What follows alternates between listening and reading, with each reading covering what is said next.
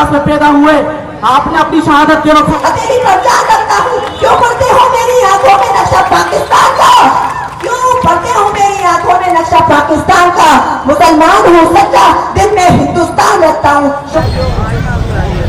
जो बच्ची अभी यहाँ तस्करा कर रही थी, उसका एक जुमला मैं बगौर सुन रहा था।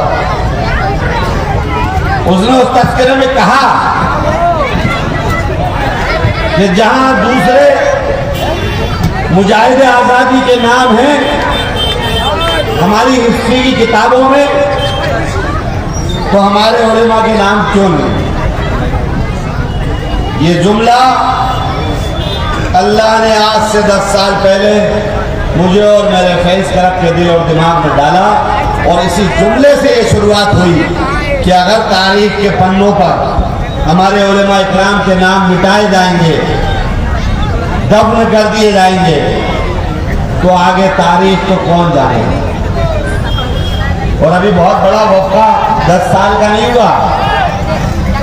आप समझो फर्क हो कि इसी मौजूदा 10 साल में 8 साल के अंदर नफरत का पैमाना इतना बढ़ा दिया कि पहले तो आधे नाम हमारे उलेमाओं के गायब थे, अब मुजाहिद आजादी के नाम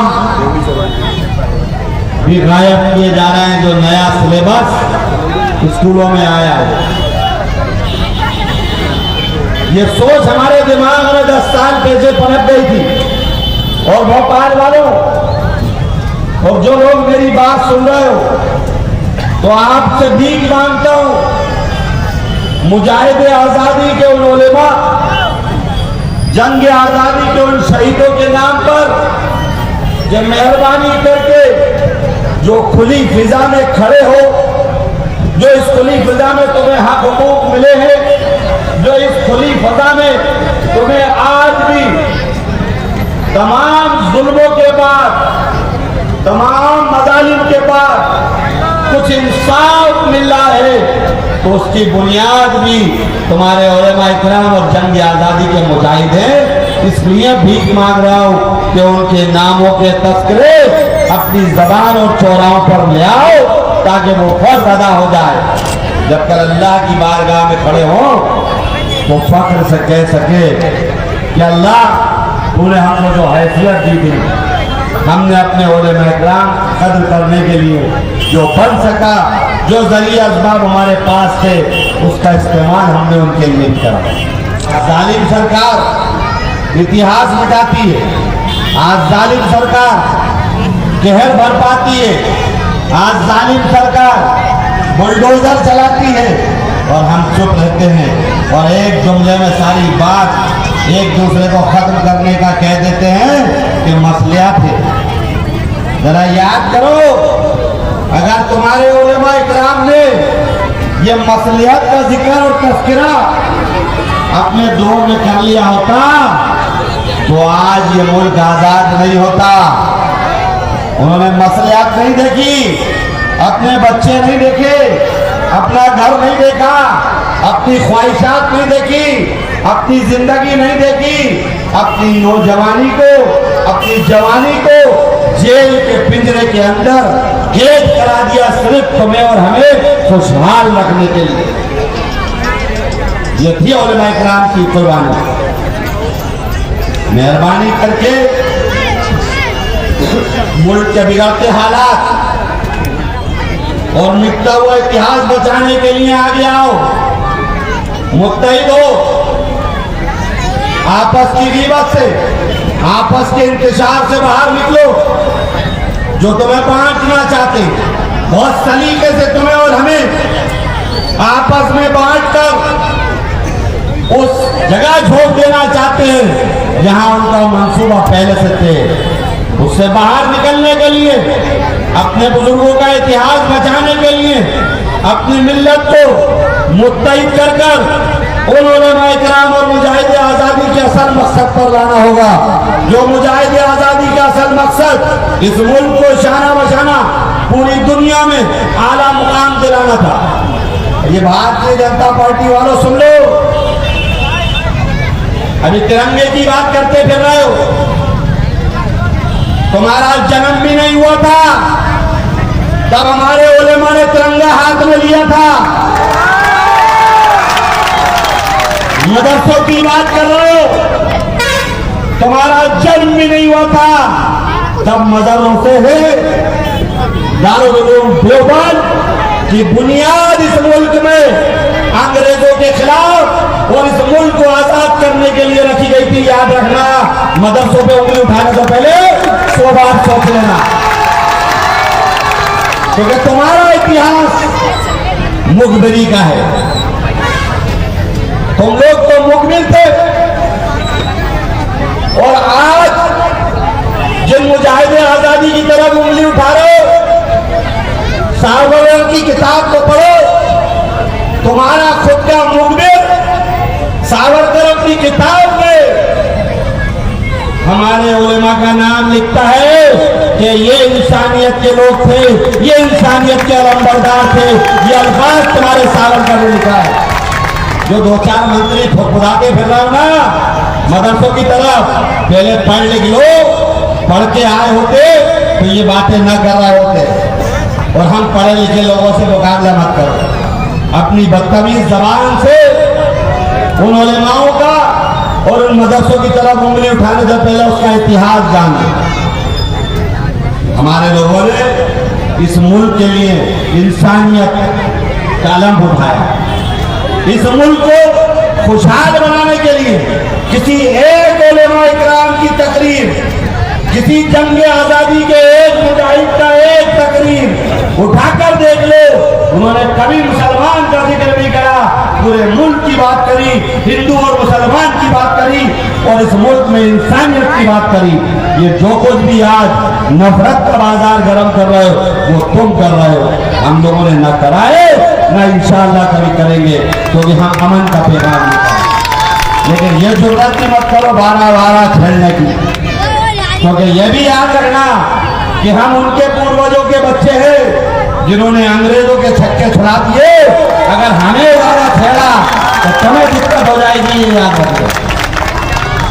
मैं आज 75 साल पूरे होने पर मुल्क के हिंदुस्तान के बाशिंदों को जहां एक तरफ मुबारकबाद पेश करता हूं, वहीं आपसे शिकायत दर्ज कराता हूं। और वो शिकायत है, वो तकलीफ है, वो चाहे हमारी सरकारें रही हो चाहे मौजूदा सरकार हो, कि आपने जो हमारा इतिहास मिटाया, जो आपने हमारे उलेमा इकराम के तस्करे मिटाए, जो आपने मुजाहिदे आजादी के हमारे वो नाम जो उन किताबों में दर्ज होना थे, अगर आज वो नाम ना मिटाए होते तो ये भारतीय जनता पार्टी और आरएसएस के चड्ढे हिंदुस्तान के अंदर हिंदू मुसलमान को नफरत में नहीं बांटते। असल नफरत बची है इस बात के लिए, जो बरगलाने का काम किया वो इस बात के लिए ये झूठा इतिहास पेश किया गया। सच्चा इतिहास ले आओ, आप डिबेट करो, कहां चाहते हो, कौन से मंच पे चाहते हो, ले आओ। तुम्हारे पास जो किताबें हैं, काजी कैंप के चौराहे से ऐलान कर रहा हूं, लाओ भारतीय जनता पार्टी वालों, एक मुजाहिदे आजादी का तुम्हारी पार्टी का एक सदस्य लाकर दिखाओ, तब हम जानेंगे कि तुमने जंग आजादी में हिस्सा लिया है। नहीं तो ये जो बच्चों ने 12-12, 50-50 नाम पढ़े हैं, यही काफी है तुम्हारे मुंह पे तमाचे के लिए। उंगली उठाने से पहले सोचो। इस प्रोग्राम को मुनक्किद करने का मकसद यही है कि नफरत खत्म हो। मैं बिरादरान वतन के हिंदू भाइयों से दरखास्त करता हूं कि नफरत की आंधी से बाहर आइए, ये बांटने वाली ताकतों से बाहर आइए, ये अलगाव वाली ताकतों से बाहर आइए और मुल्क हिंदुस्तान का जो सपना जंग आजादी के मुजाहिद, चाहे आपके हो चाहे हमारे हो, उन्होंने मजहब नहीं देखा था। जंग आजादी की लड़ाई मजहब की बुनियाद पर नहीं हुई थी, जंग आजादी की लड़ाई मजहब के तस्करों पर नहीं हुई थी, जंग आजादी की लड़ाई बंटवारे के लिए नहीं हुई थी, जंग आजादी की लड़ाई तिरंगा हाथ में लेकर इस मुल्क में रहने वाले एक एक बाशिंदे को खुशहाल और अमन हिंदुस्तान के लिए हुई थी। और वो सपना हमारा आज हैगा। आओ हम सब लोग मिलकर उस सपने को पूरा करने के लिए तिरंगे की राह लें।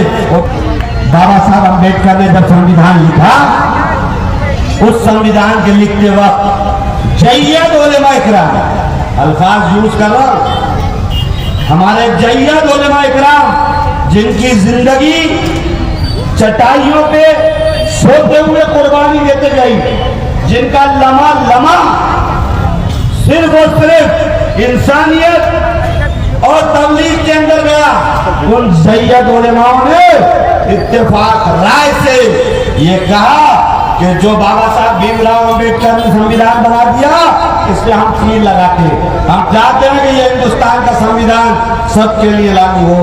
आज उस संविधान को रोड बोल रहा है, कोई मुस्लिम शासक रोक रहा है, अगर रोक रहा है तो नरेंद्र मोदी उस लोकतंत्र और बाबा साहब के संविधान को रोक रहा है।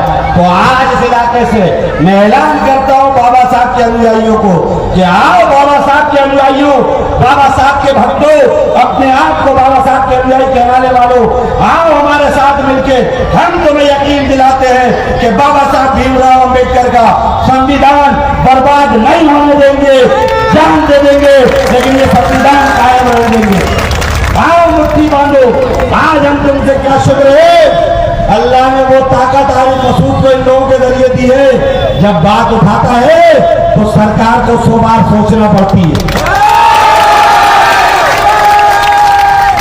वो ताजा दिलाता हूं, कल प्रेस वालों के सामने समीर भाई आप मौजूद थे, कल कहा था कि जिला प्रशासन के लोगों ये तिरंगे झंडे जो चौराहों पे बांध रहे हो, अगर ये तिरंगे झंडों की देखरेख नहीं करी और तिरंगे झंडे का अपमान हो गया तो एक एक हिसाब ले लेंगे आपसे, इस तिरंगे का अपमान नहीं होने देंगे। आज सारे तिरंगे झंडे चौराहों से गायब है, रात में बटुआ पे बता दे नगर निगम वाले। ये ताकत है आरिफ मसूद की, मोबाइल पे न मत रहना, क्योंकि ये आरिफ मसूद न किसी पद का लालच में रहता है, ये आरिफ मसूद न कोई ख्वाहिश रखता है।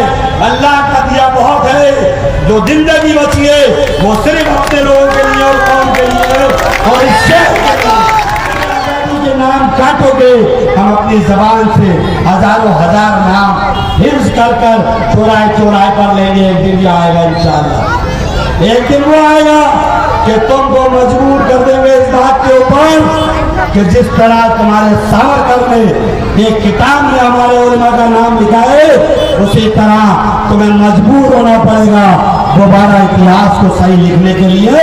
ये काम हमारे बच्चे इंशाअल्लाह करेंगे।